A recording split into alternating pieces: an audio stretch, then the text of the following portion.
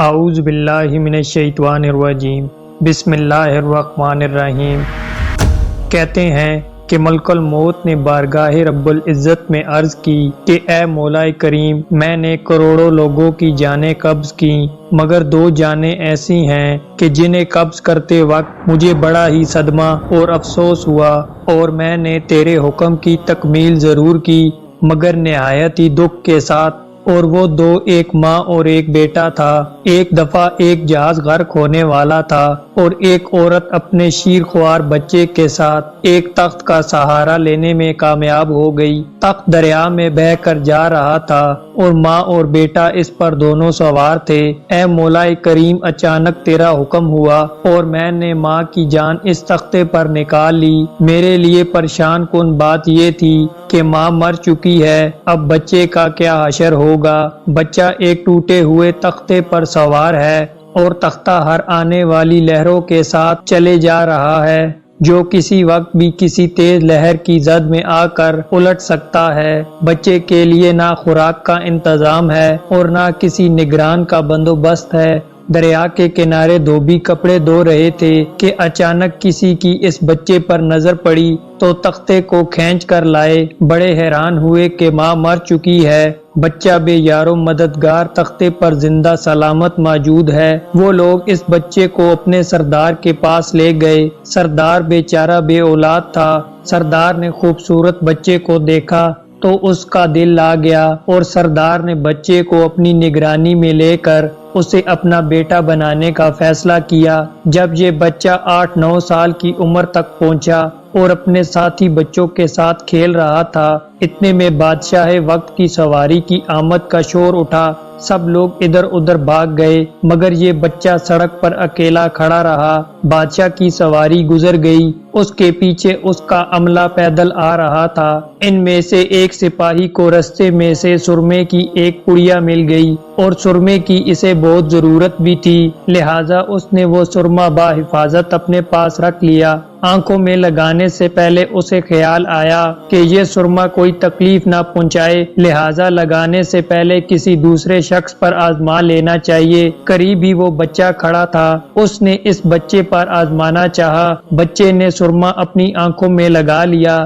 مگر جوں ہی سرما اس نے لگایا، اسے زمین کی تہہ میں موجود چیزیں بھی نظر آنے لگیں۔ اس نے دیکھا کہ زمین کے اندر بہت ہی خزانے پوشیدہ ہیں۔ بچہ ہوشیار تھا، اس نے چیخنا چلانا شروع کر دیا کہ سرما لگانے کی وجہ سے میری آنکھوں میں سخت تکلیف پیدا ہو گئی ہے۔ وہ سرمے کی پڑیا گرا کر چلے گئے۔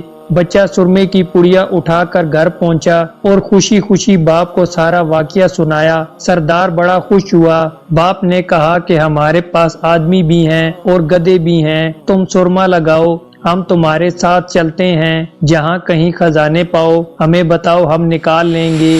چنانچہ ایسا ہی ہوا۔ بچے کے بتانے پر وہ لوگ خزانے نکالنے لگے اور تھوڑے ہی عرصے میں امیر بن گئے۔ بچہ جوان ہوا تو اس نے اپنے جوہر دکھانا شروع کیے۔ ان کے پاس دولت کی کثرت ہو گئی، زمین کے تمام خزانے اس کی نظروں میں تھے۔ اس نے آہستہ آہستہ بہت سے آدمی اپنے ساتھ ملا لیے۔ اس کے بعد تمام سرداروں کو ادھر ادھر کر دیا اور خود سردار بن گیا۔ آخر نوبت یہاں تک آن پہنچی کہ اس نے بادشاہ کے ساتھ بھی ٹکر لے لی اور اسے مغلوب کر کے خود بادشاہ بن گیا۔ اس بچے کا نام شداد تھا اور یہ وہی بچہ تھا جس کی ماں تختے پر ہی مر گئی تھی اور یہ اکیلا دریا کی لہروں کے ساتھ بہہ رہا تھا۔ کہتے ہیں کہ جب یہ برسے اقتدار آیا تو اس نے حکم دیا کہ ایک ایسا کمال درجے کا شہر آباد کیا جائے جس کی ایک اینٹ سونے کی ہو اور دوسری چاندی کی ہو۔ اس میں ایک عالی شان باغ ہو جس میں دنیا کی ہر چیز میسر ہو۔ جب وہ شہر ہر لحاظ سے مکمل ہو گیا تو شداد نے ارادہ کیا کہ جا کر اس شہر کا نظارہ کیا جائے۔ چنانچہ وہ شہر کو دیکھنے نکلا۔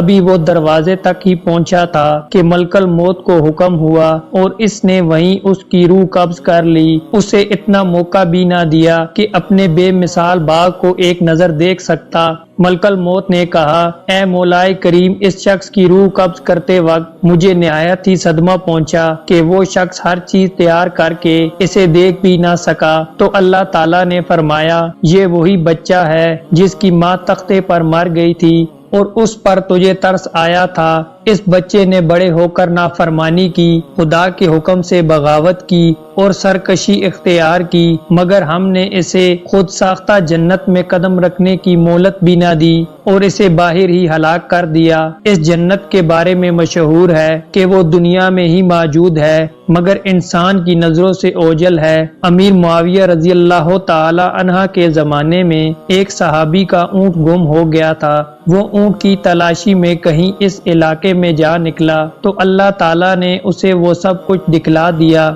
وہ صحابی وہاں کی کوئی نشانی بھی ساتھ لے آیا۔ اس صحابی نے یہ واقعہ امیر معاویہ رضی اللہ تعالی عنہ کے پاس بیان کیا تو انہوں نے کافی تلاش کر دیا مگر کسی کو وہ جنت نہیں ملی اور اسے اللہ تعالیٰ نے پوشیدہ کر دیا۔